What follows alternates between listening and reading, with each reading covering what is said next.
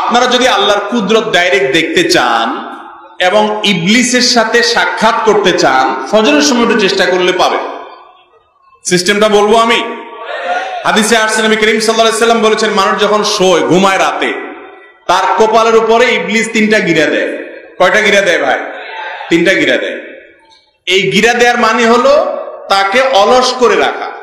এই জন্য দেখবেন ফজরের আগ মুহূর্তে যে ঘুমটা হয়, রাত দিন 24 ঘন্টায় আপনি যত ঘুমান না কেন, ফজরের আগের ঘুমটা মনে হয় এরকম ঘুম যে এই ঘুম থেকে উঠলে মনে আমি শেষ মরেই যাব, এরকম মনে হয় না? রাত্রে শুইছেন 12টায় ঘুম আসে না, 1টায় ঘুম আসে না, 2টায় ঘুম আসে না, ওই যে মোবাইলের মোনাজাত দেখে শুইছেন, এখন শুধু ওইসব মনে ঘুরপাক খাইতেছে, ঘুম আসে না, বহুত কষ্ট মষ্টে ঘুমাইছেন, কিন্তু ফজরের সময় আজান হয়ে গেছে, এই টাইমে এমন শরীর ভাঙা ঘুম আসে, কারণ ইবলিস তার সকল বাহিনী টাহিনী সহকারে আপনার ঠ্যাং ঠ্যাং টিপে দেওয়া লেগে গেছে, ওই যে গিরা দিয়ে ফেলছে, অলস লাগে, অলস। হাদিসে আসছে নবী সাল্লাল্লাহু আলাইহি সাল্লাম বলেছেন, কেউ যদি কষ্ট করে হিম্মত করে শীতের দিনে আসছে সামনে, আরামের কম্বল ফেলে দিয়ে, কাঁথা ফেলে দিয়ে, লেপ তেলে দিয়ে ফেলে দিয়ে, সে যদি সকল কষ্ট উপেক্ষা করে একটু দাঁড়ায় যায়, বিছানা থেকে নেমে নামাজের জন্য দাঁড়ায় যায়, সাথে সাথে ওই 3 গিরার একটা খুলে যায়। আচ্ছা, গিরা খুলে যে এটা আপনি ফিল করবেন, কিভাবে ফিল করবেন? দেখবেন একটু আগে মনে হচ্ছিল যে এই ঘুম থেকে, এই কম্বল থেকে যদি আমি বাইর হই তো আমি শেষ, আমি নদীতে গেলাম পড়ে, এরকম মনে হবে, তাই না? কিন্তু হিম্মত করে বিসমিল্লাহ বলে যদি ফেলে দিয়ে, কম্বল ফেলে দিয়ে একটু দাঁড়ায় যেতে পারেন, সাথে সাথে দেখবেন যে শরীরটা হালকা হয়ে গেছে, ওই যে গিরা একটা খুলে গেছে।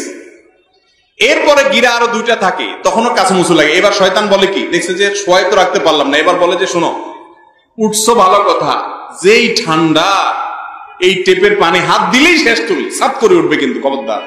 এবার আপনি জড়সড় হয়ে ভয় ভয় আগাচ্ছেন, কিন্তু আপনি হিম্মত করে বাপের বেটার মতো, আরে কি হবে, হাতের ইয়ে করে হাতা গোছায়া টেপ খুলে বিসমিল্লাহ বলে হাত দিয়ে দেন, ওযু করে ফেলেন, সাথে সাথে দেখবেন শরীর আরো হালকা হয়ে গেছে, ওই গিরা আরেকটা খুলে গেছে।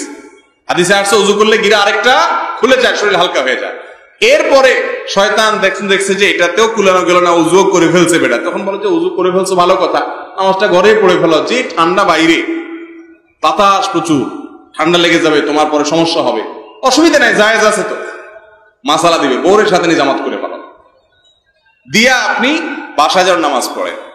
তখন যদি আপনি হিম্মত করে বের হয়ে যান এবং ফজর নামাজটা মসজিদ থেকে পড়ে আসেন, ভাই আল্লাহর কসম করে বলছি, আপনি নিজে একটু খেয়াল করে দেখেন যে হাদিসে 3টা গিরা কখন কখন খোলে বলা হয়েছে, আপনি অনুভব করবেন আপনার শরীর থেকে কিছু একটা সরে গিয়ে পাতলা হয়ে যাচ্ছে। ফজর নামাজ জামাতের সাথে পড়ে যখন বাসার দিকে আসবেন, আপনি যদি রাত 2টায়ও শোন, আপনি যদি 3টায়ও শোন, মাত্র 1 ঘন্টা ঘুম হয়েছে, এখনো ঘুমের ঘোর আছে, তারপরও ফজর নামাজটা জামাতের সাথে পড়ে যদি বাসার দিকে আসেন, মনে হবে যে আপনার শরীরটা নির্ভার এবং হালকা হয়ে গেছে।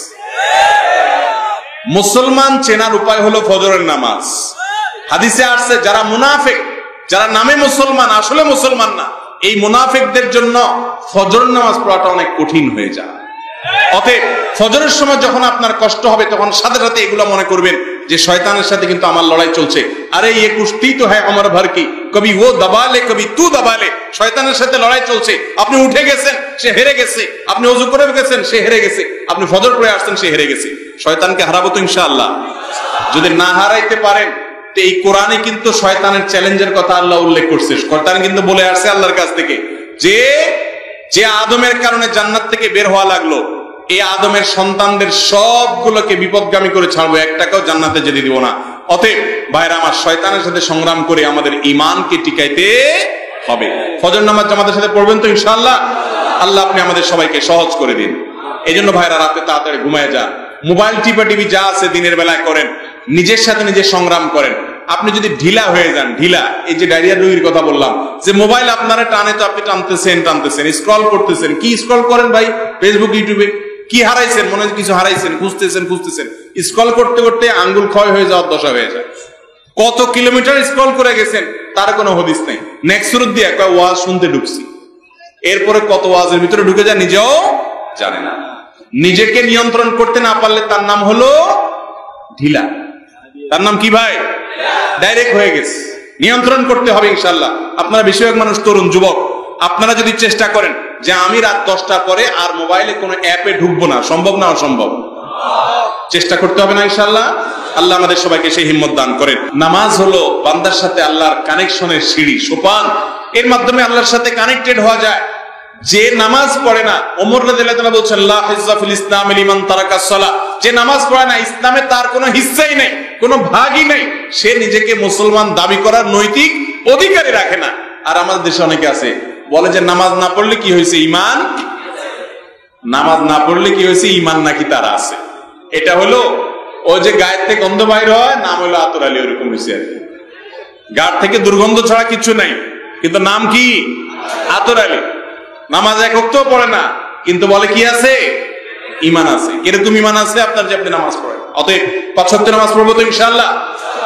4 ওয়াক্ত পড়া যায় মোটামুটি, কিন্তু 1 ওয়াক্ত বড় জটিল, 1 ওয়াক্ত বড় কঠিন।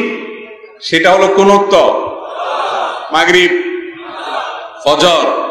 তার মানে সবার জানা আছে মাশাআল্লাহ। ভাইরা আমার, ফজরের নামাজ দেরি হয় বা পড়তে পারি না, এর মূল কারণ হলো এইটা, ঠিক না? ঠিক।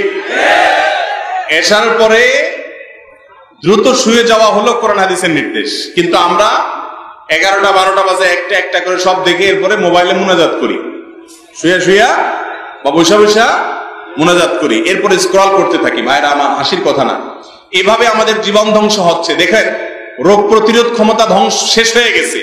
বাংলাদেশে যে পরিমাণ ক্যান্সারের রোগী, আমি ক্যান্সারের পেশেন্ট নিয়ে আমার পরিবারের সদস্যদের নিয়ে পেরেশান ছিলাম, দৌড়াদৌড়ি করছি। এই সম্পর্কে ডাক্তারদের সাথে কথা বলেছি, ধারণা নেওয়ার চেষ্টা করলাম।